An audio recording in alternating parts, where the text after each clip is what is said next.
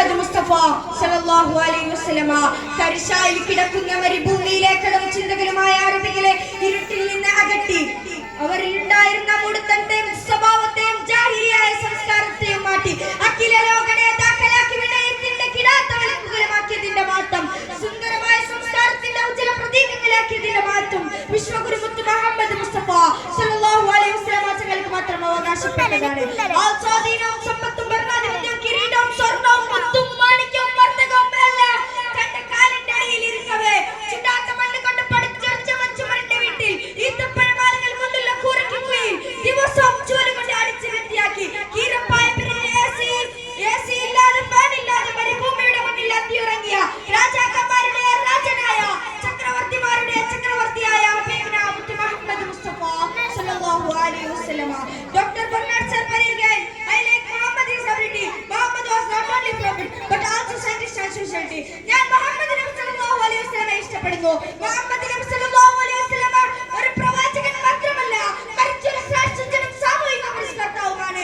നടക്കുന്ന മൃഗങ്ങളെയും പറക്കുന്ന പക്ഷികളെയും ഇഴിയുന്ന ജന്തുക്കളെയും നീന്തുന്ന മത്സ്യങ്ങളെയും ഒരു കവർന്ന ജാതി വ്യത്യാസങ്ങളാക്കി തർക്കിച്ചിരുന്ന ലോക ജനതയെ സഹോദരങ്ങളാക്കി മാറ്റി.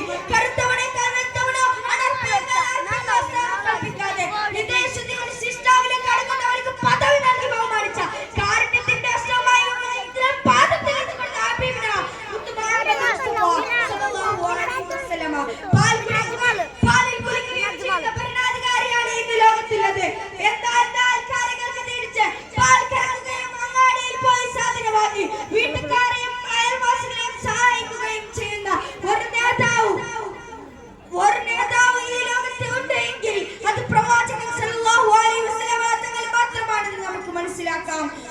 എന്റെ പ്രിയപ്പെട്ട സുഹൃത്തുക്കളെ, നിങ്ങൾക്കറിയില്ലേ നബി സല്ലല്ലാഹു അലൈഹി വസല്ലമ തങ്ങളുടെ വഫാത്തിന്റെ സമയത്ത് വേദന തോന്നിയ റസൂലുള്ളാഹി സല്ലല്ലാഹു അലൈഹി വസല്ലമയോട് മലക്കുൽ മൗത്ത് അസ്റായീൽ അലൈഹിസ്സലാം പറയുകയുണ്ടായി, ഓ നബിയേ, അങ്ങയുടെ റൂഹ് എണ്ണയിൽ നിന്ന് നൂലിനെ വലിച്ചെടുക്കുന്നത് പോലെയാണ്.